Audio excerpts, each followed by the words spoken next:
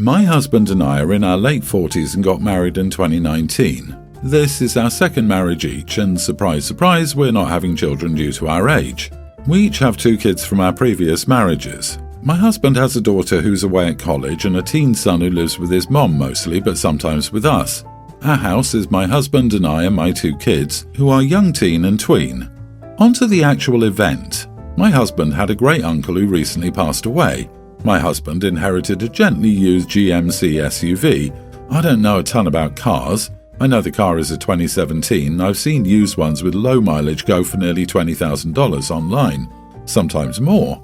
Here is the issue we're having. Remember how I said my husband's son is a teen? My husband thinks the car would be a great gift to him.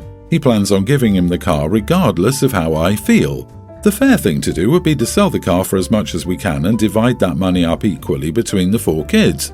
That way everyone can benefit, not just my stepson who happens to be a teen. My husband has been mean to me about this. He's telling me I have 0 say. It was his uncle and the car was given to him, not the family. He said his son has an after-school job and he needs the car to be less of a stress on him, me and his ex. We all sometimes have to chauffeur him to and from work since he has no car. He's a teen. If he gets 4 or 5 grand from the sale of the GMC, that's more than enough money for him to buy a starter car that can take him around town and work. My husband agrees that he technically can do that, but he's not going to because he wants his son to have this car. I'm stressed because he's basically telling me he's going to do what he wants and I don't get a say. Aren't a husband and wife supposed to come to an agreement together? He told me if I had a relative die, we would do whatever I wanted with the inheritance, and he will not interfere one bit. I have major issues with this logic, though. He even went as far as to say that we could sell the car and split the money up amongst the kids. But now he will buy an equal value car for his son out of our joint bank account. I thought it was a jerk thing to say, but am I the idiot all along? You are the idiot. The entitlement. So gross. Your kid should not be getting anything from their stepfather's inheritance. Yuck. What he does with the car he inherited is his business. You just opened your husband's eyes, though. Now he knows that he married someone very greedy and selfish. But what about me? Wow, your greed is appalling. You want your kids to benefit and get $10,000. That's it. You're only thinking about yourself and your kids. If the roles were reversed, do you honestly think you'd have the same idea you have now? That after only being married 4 or 5 years, your great uncle meant so much to your new spouse's kids that they should get an equal inheritance? That's a bunch of crap and you know it. Quit thinking the world owes you something and think about other people for a change. Technically, he could just split it between his biological kids too. I too think a $20,000 value car is a bit expensive for a new teen driver, which at the son's age is what he is. Also, did Dad ask the ex-wife her opinion? Is he going to pay for the car insurance and registration too? That won't be cheap. I hope OP gets a separate bank account and only puts in what she needs to cover household bills in their joint account. The fact they didn't discuss it among the 3 adults responsible for the kid, which she is or she shouldn't need to do a dang thing for the kid, with Dad having the final say on what he wants to do with his inheritance, is pretty rude. It's everyone's the idiot here situation, but I hope you set up a separate stash from hubby. He obviously doesn't do calm discussions of opinions. We got one last really nice warm day and I said I would take my son and his friends to the pool this morning. When he was texting everyone, he told me one of his friends had a cousin over and asked if we would be able to take her as well. I asked how old the cousin was and if she knew how to swim. He said yes, she's a tween, so I said of course. We get to the house and I meet this cousin and she's blind. Right away I felt nervous. I was going to have 6 kids with no other adults and me. I've always been a little bit neurotic about water safety. My son is a great swimmer and so are his friends, but I've never met this girl before and I don't know if she's a strong swimmer. I was worried that I would constantly be watching her the whole time and that would mean I wasn't paying enough attention to the other kids. So I decided to take the kids to the park instead. The kids complained, but I said there was a problem at the pool and they got over it. They have short attention spans. The cousin is getting along with the boys even though she's a couple of years older. I did text all the parents to let them know where we were for safety. The little girl's aunt just texted me back asking me what happened to the pool plan. I texted back that I decided on the park instead. She asked why and I said 6 kids at the pool is a lot and the park is less stressful. She asked if I didn't take them to the pool because her niece is blind. I said 6 kids and water with 1 adult is just a lot. She said I was fine with 5 and it seemed obvious I just didn't want to watch a blind child in the water. I responded that even if that's true, which yeah it is, I just didn't want to admit it, would that really be so bad? If I'm not comfortable with my ability to keep the kids safe in the water, I shouldn't supervise them in the water. She said if I can't keep kids safe in the water, I'm a bad mom and that I was being a witch to a teen. I like this girl, she's so sweet, but I get anxious about water safety. Am I being a witch? Should I take them to the pool? 1 adult with 6 kids, 1 blind seems like a recipe for disaster. I feel stressed just imagining it. Not the idiot at all. By the way, acting like a child who is blind and being placed in an unfamiliar environment is a non-issue is just stupid. What the heck is that lady's problem? I don't feel comfortable doing this thing, so I didn't do it. Cool. I have twins and keeping an eye on 2 kids is hard enough. I can't imagine 6 and 1 of them being blind. Like, does she have a cane? Is she fully blind or can she see shapes? How much assistance does she need? Do you have to stay in the water with her? I would be so nervous in that situation. The woman who didn't inform you that the 6th child you would be watching has special needs is a massive idiot. Opie went above and beyond by changing the plan altogether. It's not even that she outright refused to take the girl. She didn't even say something about it to the children. In my opinion, a very mature move. Opie, the aunt can complain all she wants. You made the safe choice and devised an alternate plan that allowed all the kids to have fun and come home safely.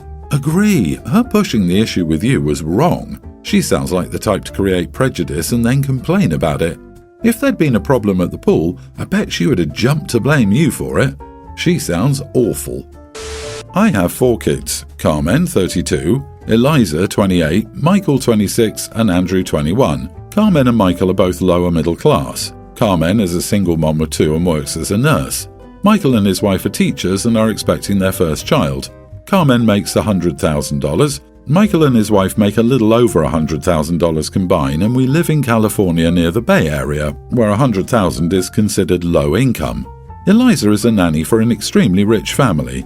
I don't know if she's considered live-in because she lives in a separate house but on the same property. She makes $250,000 per year plus bonuses, doesn't pay for rent or utilities, and rarely buys groceries because she always eats with the family. They bought her a brand new car, and they pay for her gas, maintenance, all of her medical, dental, vision, etc. is 100% paid for by the family. Heck, they even pay for a gym membership and her vacations. She's worked for them for 2 years now and recently bought a rental building in cash. She's doing very well for herself. Michael and Andrew just asked me for money. Michael needs $30,000 for part of a down payment for a townhouse, and Andrew wants $10,000 so he can graduate with no debt.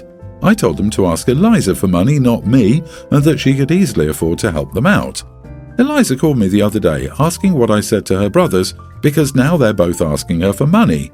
I told her what I told them, and she yelled at me for volunteering her to help with her brother's expenses. I told her that I never said she would help them, I just said that she easily could. She said she doesn't feel comfortable loaning money to her family because she doesn't want to risk their relationship if they don't pay her back. I told her it shouldn't be a big deal if they don't pay her back because we know her Christmas bonus will be close to double what her brothers want. Plus, if she says no, she could potentially risk her relationship with her brothers because she can afford it. She hung up on me and hasn't spoken to me since then, so I wanted to know if I was the idiot. You are the idiot. You basically reviewed your daughter's finances and deemed that she could afford to give thousands of dollars to your children without even speaking to her. You could have simply said no to your sons. Instead, you created family drama among your children. If I were her, I wouldn't share any of my business with you again. You seem to hold her success against her. She worked her butt off and made sacrifices to plan for her future. Working with wealthy people is exhausting. They are demanding and fickle. Kids at work too. Ugh. OP also never addresses if she could afford it. I don't know about you, but I sure as heck wouldn't be asking my parents for $10,000, let alone $30,000, because I know full well they don't have it even if they wanted to.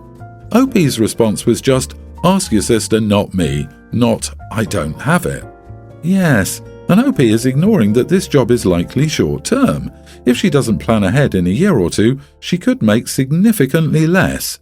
This is just something extra because siblings are not obligated to lend money to each other, and what the mom did is divert guilt to someone else and foster resentment. Congrats on creating a huge family rift. OP, you are devious, sneaky, and resent your successful child and her employers.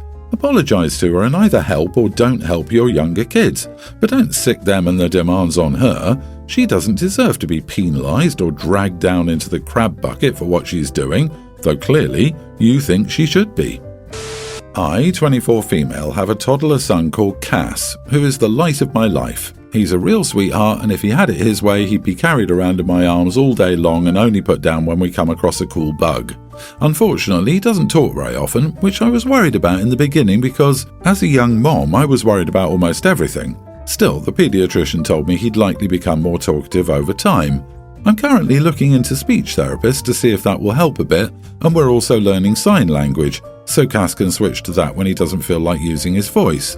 He's such a smart kid, and he's so curious about everything. All he ever wants to do is explore and learn about new things. I'm so proud of him, and I love being his mom and seeing the world through his eyes. My mom, 50, doesn't like my approach to my son's tendency to not speak very often. A few times he'll be asking something and she'll refuse because he isn't using his voice. It's one of the main reasons why I never ask her to babysit, because it bothers me when she does that, and I stop it every time. We were all at a restaurant with my stepdad, 55, and my stepbrother, 30, his wife, 30, and their son, James, preschooler.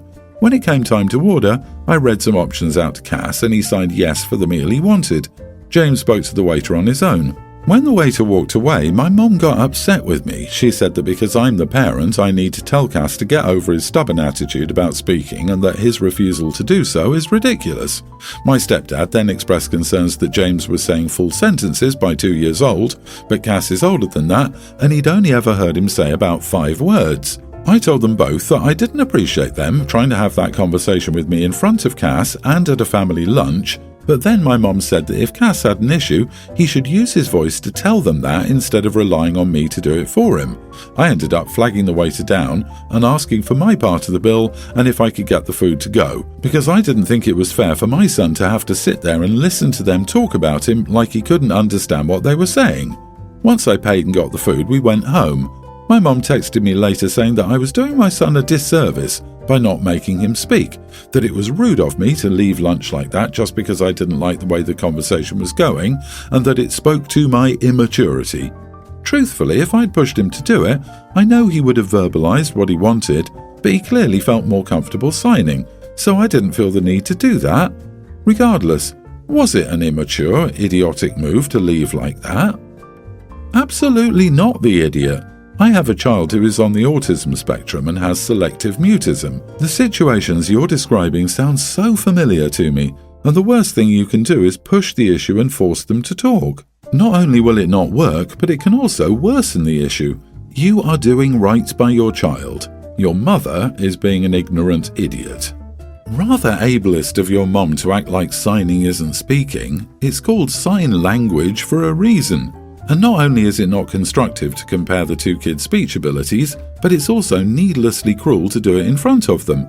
You're exactly right. They're speaking about him like he can't understand. But again, that's also ableist because not speaking is obviously not the same as not hearing and comprehending.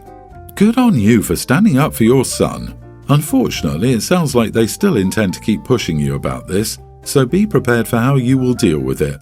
Going low or no contact until they stop bringing it up and communicating with your child respectfully is a good option. I'm going on holiday with my husband's family next week. We have a baby. Husband made the bookings for the resort and flights. He managed to get a package that gave us 1 suite and 2 regular rooms between the 7 of us.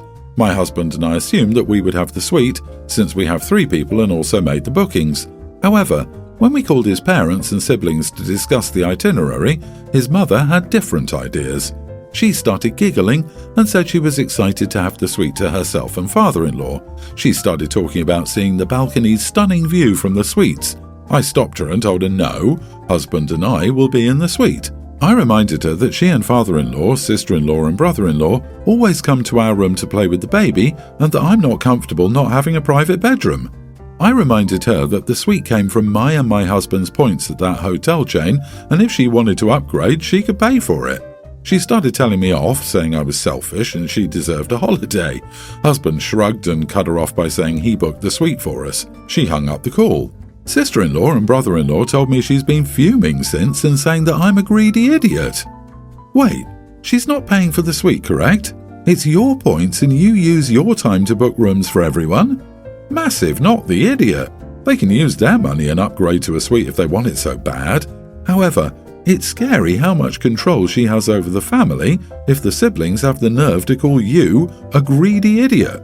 Let her fume all she wants. Having a suite with a baby is essential. Baby can nap without being woken up by someone in the living area. Mother-in-law can play with the baby while you nap. Why she thinks she's entitled to the suite is beyond my comprehension. Selfish and entitled. Yuck. Poor father-in-law will have to listen to her yak about the whole thing forever. Honestly, cancel the trip if they're not grateful. They're just going to complain all the time. But be careful. If you and your in-laws aren't travelling together, expect her to get to the hotel first and try to claim the suite. She'll try to lie to the front desk and say that her son, who booked the rooms, agreed his parents would have the suite. If the front desk allows this, good luck getting her out of the suite after you arrive. She may make a public scene if the front desk refuses her request. Just be prepared that your husband telling his mother that she isn't getting the suite may not be the end of it as far as she's concerned.